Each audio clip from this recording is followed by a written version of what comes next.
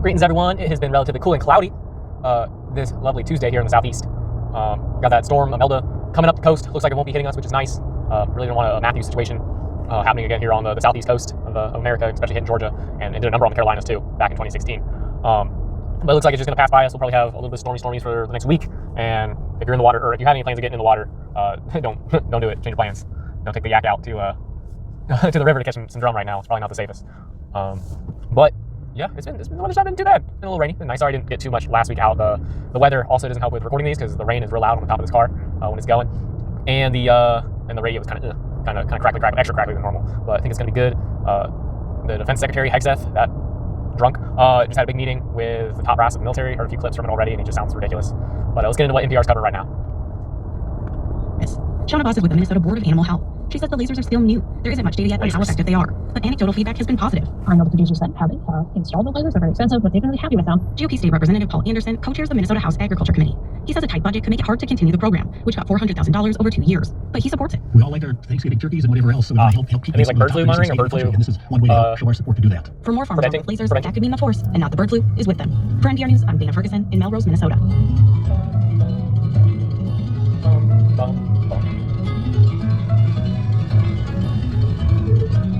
All about my bird.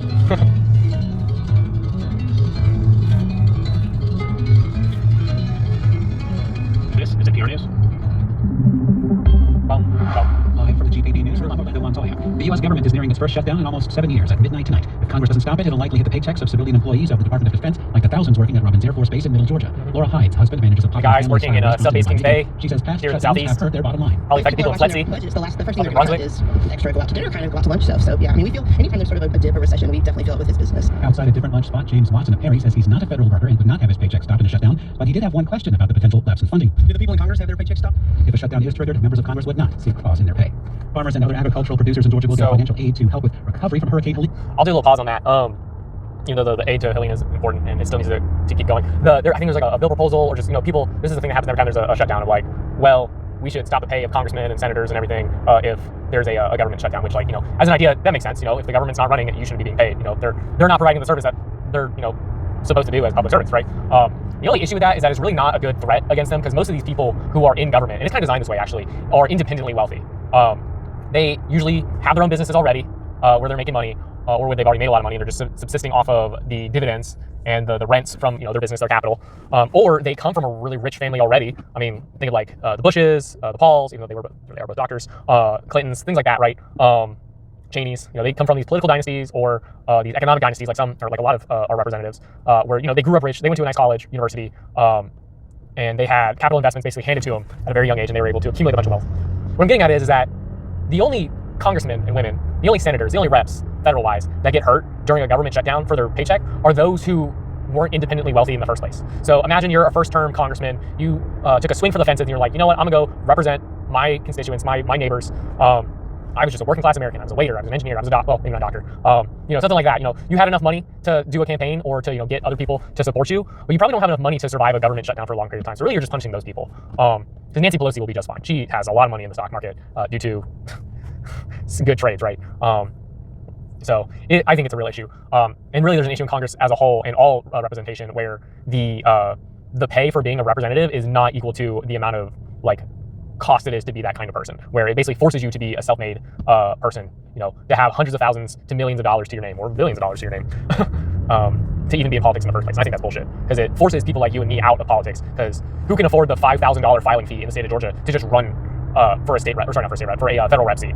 Who can afford the, I think, $20K a year to be a state senator here in Georgia?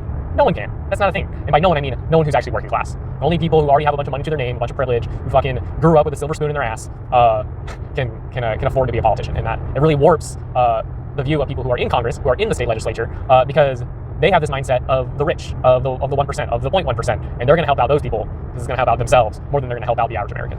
So I appreciate the sentiment. I understand where the sentiment comes from, but really it doesn't fix anything at all. And it may actually exacerbate problems worse.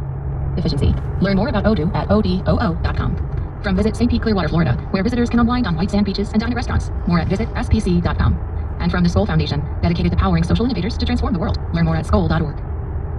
From NPR News, this is All Things Considered. I'm Elsa Chang in Culver City, California. And I'm Scott Detrow in Washington. The federal government is likely headed toward a shutdown. Democrats in Congress are withholding support for a short-term spending bill over demands to protect federal health care coverage. They want to extend health care subsidies that expire at the end of the year and reverse GOP-led cuts to programs like Medicaid. President Trump and Republican lawmakers are not budging, and the White House is threatening to fire government employees if a shutdown takes place. They're going to fire them anyways. It's no stranger to Doesn't a shutdown matter. fight. Newt Gingrich was Speaker of the House when Republicans shut down the government twice during the Clinton administration in the mid-90s, and he recently wrote an op-ed in the New York Times titled "There's only one way to win a shutdown. Democrats don't have what it takes." Speaker Gingrich, welcome back. All Things Considered. I'm glad to be with you. So in your op-ed, you argue Democrats would regret the shutdown. Why is that? Well, at America's Renewal Project, which we run, which has been polling on, it's very clear that there are two things that seemingly are in contradiction. The one is that the American people do not want an increase in spending by overwhelming majority. The other is that they don't want the government to shut. Now, what's amazing to me about the position we're now in, which is really different, Schumer has basically taken the position that he is willing to shut the government, which is unpopular, in order to increase spending, which is unpopular. And that's sort of a double negative you don't get very often. Well, isn't the flip side of that, though, subsidies for healthcare, like making healthcare more affordable, is by and large bipartisan and popular, right? Yeah, that would be except you have John Thune saying, "Oh, we agree," and there are plenty of time between now and December to do it. We're just not going to do it. We hold the government hostage. So I think the Republicans have pretty successfully cluttered the argument. And there's a new survey that just came out that shows that the Republicans now have a 6-point advantage, 47-41 on the generic ballot. And Gallup came out the other day and said that the Democrats' favorability is now the lowest it has been since they've been taking that poll, which is 34%. Well, can I ask about that? Because when you look into those polls, a lot of the reasons the Democrats are sagging in popularity is because their base is frustrated with them. You know what happens when your base gets mad at you, right? That's a constant problem for Republicans in Congress over the years. What would you do if you were a Democratic leader and you're being pressured to pressure the Trump administration with truly the only point of leverage that you have right now? Took the point before I could say it. I managed to help lead when I was Speaker 2 shutdowns, and they were successful. And the news media said we suffered terrible losses, but in fact we became the first re-elected majority of Republicans since 1928 because people thought we were doing the right thing. But here's the difference. Yeah, what's the difference? If you shut the government down for something people really want, then they'll say, yes, I'm glad you have the guts to do it. The Democrat problem is they're going to yell healthcare, and the Republicans are going to say, terrific, we're for doing it in November, but not in this bill. So it's not like Republicans. Then they're not worth doing it. We want to make sure people don't get their Then it's never going to happen. This is a fight over the Obamacare subsidy. As partisan, though, as the things were in the first Trump administration, by and large, the Trump White House did negotiate with Senate Democrats on spending bills. It seems like that has been a non-starter this time around. Democrats are arguing we are not welcome at the table at any other point except this moment. I mean, you have the lead paper bag of Jeffries and Schumer being the arguers, so. Yeah. I mean, nobody in most of America. I know Schumer, I'm pretty sure was bad back then too, but he has really lost everything. Life's too short. He sucks ass. So you've got to find a thematic. This was the great lesson from Reagan and from Lincoln, and frankly from Trump. You have to find a thematic that resonates, where people look up and say, yeah, that really matters. Well, Medicare for all. That's a great thematic right there. The Democrats should take. In the war, all the wars started by Israel. That would be a great thematic for the Democrats. And this was a clean bill, and you are closing the government. I think they have probably a pretty powerful winning position. When it comes to things that cut through and don't cut through, the same pattern often plays itself out where the White House is not blamed and it's the minority party in Congress that is blamed. At the same time, we have President Trump threatening mass firings, not furloughs, firings of possibly thousands of federal employees. Do you see any political risk for that? Well, I think they picked up on the Rahm Emanuel theory that you should never let a crisis go to waste. And I think furloughs things want to make anyway, firing things want to make anyway. Sure, look, I think what you have here, the people have not really. See, even Gingrich knows it's true. Is that when Trump is going to fire whoever he wants the entire team to cripple the government. It was about 400 experienced people from the Trump administration, and they had 4 years to sit down and think through what is it we have to do to really dramatically change the system. And I think that Russell, who's now the head of OMB, Office of Management Budget, I think thought this through. They all knew a government shutdown was possible. They had been talking about it for 4 years. This is not a surprise to them. And I think they had decided early on that you're only going to get the scale of change they want if you're very tough and very determined, and every chance you get, you take the opportunity. Taking a step back, you have direct experience with this, but you've also written and studied history. This has now become the norm since the mid-1990s. Every few years, there's a possible or a government shutdown. The government lists along on short-term funding. Do you see long-term damage to that? Yeah, I don't think it's a good idea. I think it's particularly destructive to the Defense Department, where you just stretch out things and make them dramatically harder to get done. But it's really a symptom of a deeper problem, which is, and this is why we founded America's New Majority Project. We are currently, or have been, I think it's breaking loose now, we have been for a very long time in a deeply divided nation in which the balance of power is so narrow that each side thinks that it has to screw up the other side. And if you think historically, that's not abnormal when you're going through the scale of change. One side or the other has to win by a big enough margin to have real control. And of course, the Senate is the real crux of that because the Senate requires 60 votes, not 51. And so you either have to have a huge majority or you have to pick issues so popular that the other side can't vote against it. When we did, for example, welfare reform, we literally split the Democrats 93 to 93 because half of them couldn't go home and explain why they were going to vote no. Yeah. That is former House Speaker Newt Gingrich giving us his insights on this possible government shutdown. Thank you so much for talking to us. Not even no problem. Mr. Gingrich. One of the things he brought up is that Americans don't like government spending money. That's not true. They don't like spending money on dumb stuff, on things that don't make the material condition of everyday Americans better. No, it doesn't help everyday Americans getting better. Us buying guns, buying bombs, buying missiles, buying planes, and then giving them away for free to Israel, to genocidal maniacs, to CIA projects in the Middle East, which end up just becoming radicalized terror groups that end up attacking Americans either at bases that are already overseas or potentially here at home. Americans don't like money being funneled to giant corporations through subsidies and tax cuts, which is really just moving all the money that us normal working class Americans make into the pockets of those who are already obscenely rich through defense contracts, through government contracts, through Medicare Advantage contracts. Americans don't like that. They do like spending on the roads. They do like spending on healthcare that they can get, that's affordable and accessible. They like it when that money goes to their schools, knowing that their children are getting a good education and that and they don't have to question themselves of why they're having to buy half the school supplies for the classroom. They like it when we spend money on national parks. They like it when we spend money to make sure farmers are able to have consistent crops so food prices aren't erratic. That's what Americans like. Americans like when you spend money on things that help out everyday working Americans, the 99%, normal, laboring, working class Americans.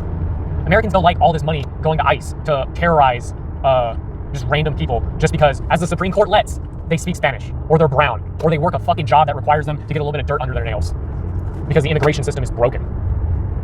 You know, they don't like money being wasted on building the next generation of fighter jets that end up being billions of dollars over budget, and just another way for Lockheed Martin to make billions and trillions of dollars. I mean, it is, I should say trillion, but billions upon billions of dollars.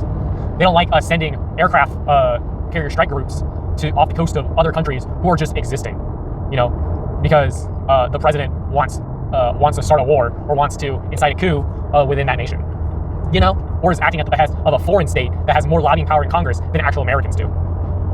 That's what Americans don't like spending money on. 100% true. Do we really need army and aircraft and naval bases all across the world? Does that really help everyday Americans, or does that just help out oil tycoons be able to put military pressure on governments so they get better contracts on drilling oil, you know, or better contracts for shipping companies throughout our major shipping lanes, you know? Like, that's what it really is about to me, because that's where the real wasted money is. Because every dollar we waste on foreign policy that's not actually making America look better, because we're helping to stop famine, because we're helping sick people around the world, is a dollar that we're spending to make the rest of the world hate us. And is not a dollar we're spending on making Americans' lives better, getting them healthcare, getting their kids daycare, or affordable daycare, so the parents, so you and I, can have a job, and we don't have to have one spouse working their ass off at a job, or two jobs, while the other spouse is having to be an entire home care person. You know, you have to be a one-person daycare runner, or two, you know, for 2 or 3 kids, and sacrificing all their time that way. It's ridiculous. It's absolutely ridiculous. So what I say to Newt Gingrich is, you're fucking wrong. Americans do like when money is spent, but they like it when it's spent on them, and not on defense contracts, not on foreign countries, and not on the actual welfare queens, the government contract billionaires like Peter Thiel and Elon Musk, the guys over at Oracle. The Democrats, they're going to be the cause of this government shutdown, but at least for once they found a fucking testicle to work off of, instead of the absolutely pathetic surrender they did during the spring.